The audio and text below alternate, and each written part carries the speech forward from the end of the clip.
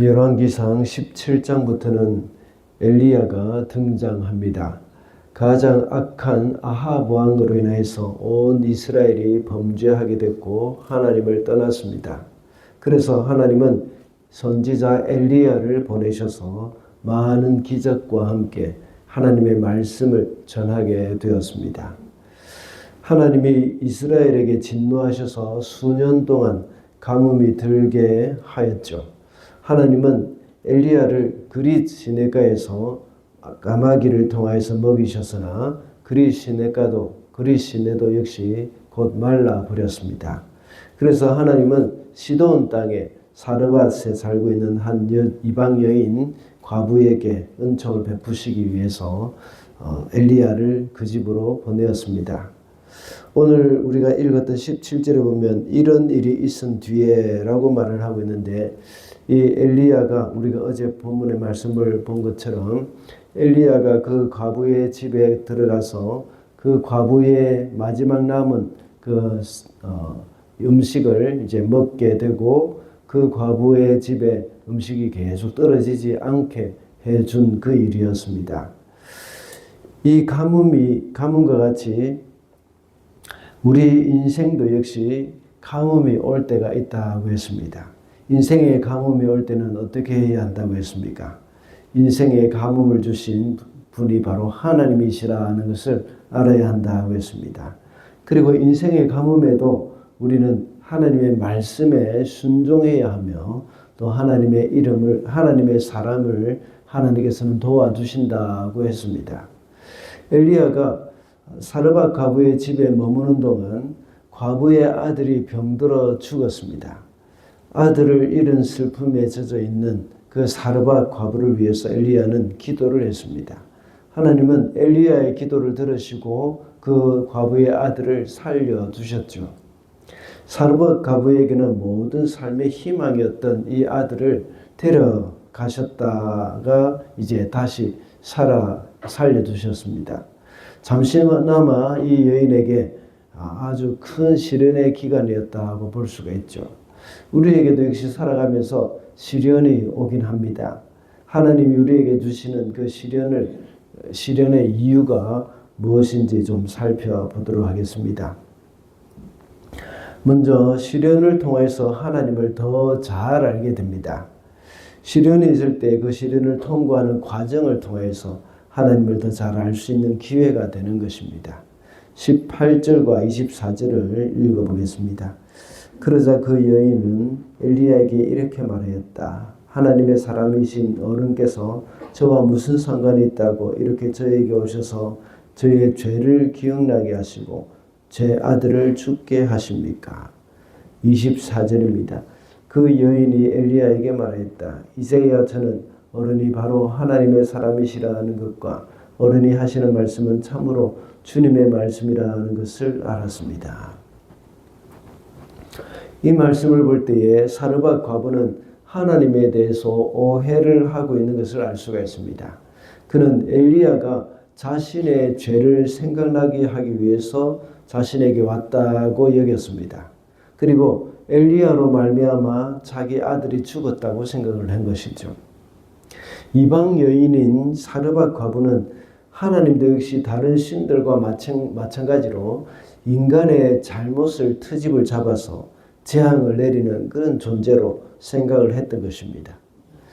그러나 사르밧 과부는 아들이 다시 살아남으로 인하여서 지금까지 하나님에 대한 오해를 바로 잡게 되었습니다. 그래서 하나님을 더 잘 알게 된 것이죠. 욥을 생각해 볼 때에 욥은 역시 견디기 어려운 고난을 통해서 하나님을 경험하게 되었습니다. 욥기 42장 5절에 보면 내가 주에 대해서 귀로만 들었사오나 이제는 눈으로 주를 배움나이다 라고 말을 하고 있습니다. 지금까지 욥은 하나님에 대해서 지식적으로만 알게 되었지만 이런 무서운 고난을 겪으면서 하나님을 경험적으로 알게 되었다는 그런 말이죠. 우리에게 오는 시련은 결코 헛된 것이 아닙니다. 이런 고난을 통해서 우리는 더욱더 성숙하게 되고 하나님을 더 깊이 아는 것이죠. 하나님을 안다는 것은 우리 인생의 가장 귀한 복입니다. 사도 바울은 빌립보서 3장 8절에서 말하기를 그리스도를 아는 지식이 가장 고상한 것이라고 말을 했습니다. 시련은 정말 반갑지 않은 손님이죠. 우리는 시련을 아주 싫어합니다. 그러나 하나님은 시련을 통해서 자신을 우리에게 드러내실 때가 많습니다. 때로는 사르밧 과부처럼 하나님을 잘 모르기도 하고 하나님에 대해서 오해를 할 수도 있습니다. 그러나 끝까지 인내하면서 하나님을 신뢰할 때에 고난을 잘 통과할 수 있습니다. 그리고 그 고난을 통해서 하나님을 더 많이 알아갈 수 있다는 사실을 우리는 기억을 해야 하겠습니다. 둘째로 시련을 통해서 기도의 능력을 배우게 됩니다. 시련은 우리로 하여금 기도하게 만들고 그 기도의 응답은 우리로 하여금 기도의 능력을 가르쳐 줍니다. 22절을 보겠습니다. 주님께서 엘리야가 부르짖는 소리를 들으시고 그 아이의 호흡을 되돌아오게 하여 두셔서 그 아이가 살아났다. 그 당시 과부에게 하나 있는 아들은 그의 마지막 소망이라고 할 수 있습니다. 그런데 그 아들이 죽고 말았던 것이죠. 모든 소망이 다 끊어진 것과 마찬가지입니다. 삶의 의지조차도 없어지는 순간입니다. 이렇게 슬퍼하는 과부의 모습을 보면서 엘리야는 죽은 아이를 기도로 살리게 되었습니다. 이 여인은 아들의 죽음이라는 그 깊은 시련 가운데서 빠져 있었지만 그 일로 인해서 기도의 능력을 배우게 되었습니다.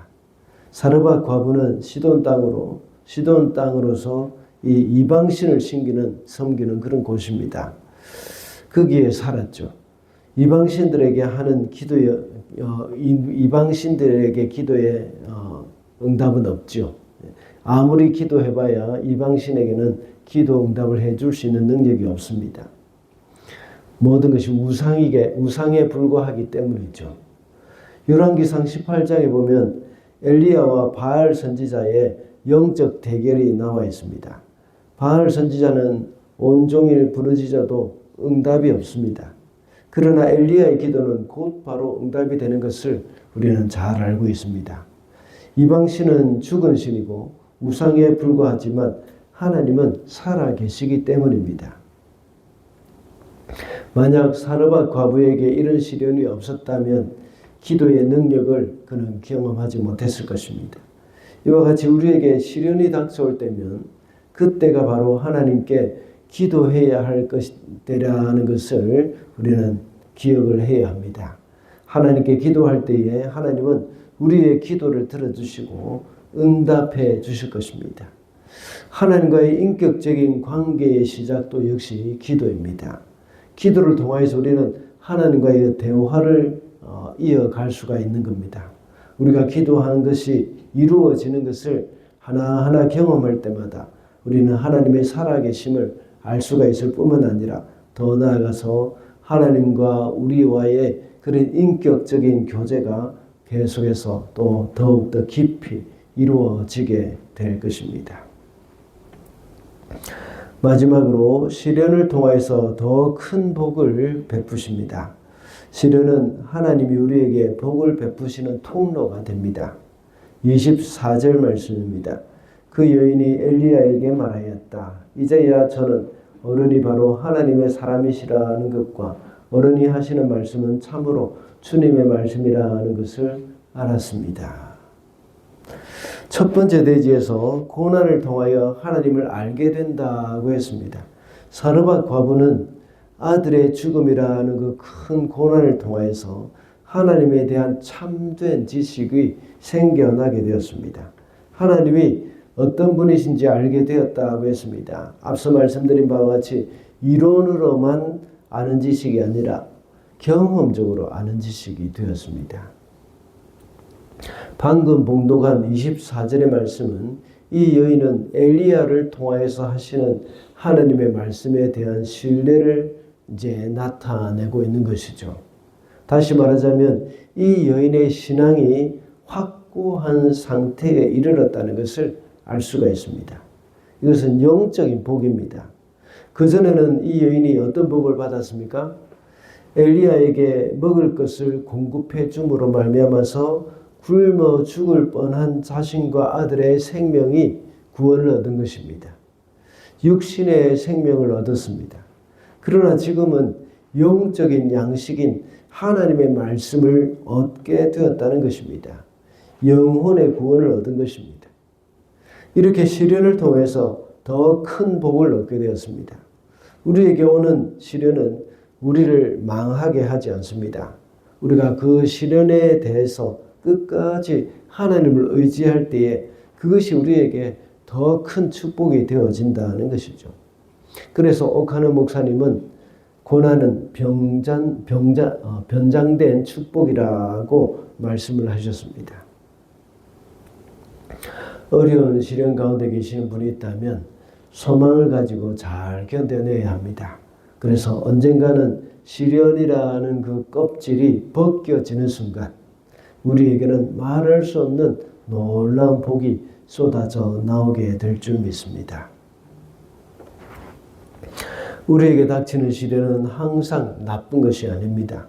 하나님이 시련을 통해서 유익하게 하시려는 것이죠. 시련을 통해서 하나님을 더 잘 알게 되고 기도의 능력을 배우게 된다고 했습니다. 그리고 시련을 통해서 더 큰 복을 얻게 됩니다. 시련을 복으로 바꾸시는 그 하나님을 신뢰하며 살아가야 하겠습니다.